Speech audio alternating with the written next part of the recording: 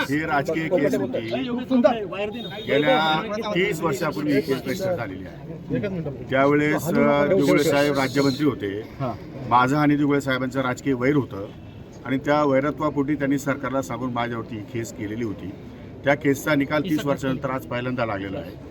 मेहरबान न्यायालयाने त्यांचा निकाल सोडवलेला आहे. निकालपत्र हे मोठं आहे, 40 पानाचं आहे. मी अजून वाचलेलं नाही.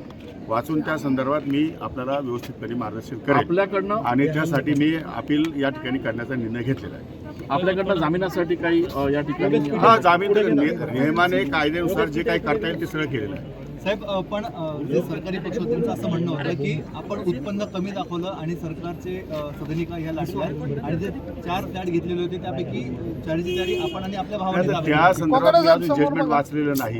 सरकार वकिलांचं काय म्हणणं आहे तेही मला माहिती नाही.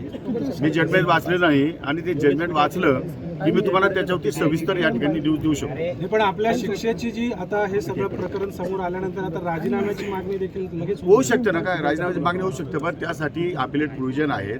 राजकीयदृष्ट्या देशामध्ये अशा प्रकारचे अनेक निकाल झालेले आहेत आणि त्या दृष्टिकोनातून मी अपिलामध्ये जाणार आहे, हायकोर्टामध्ये जाणार आहे.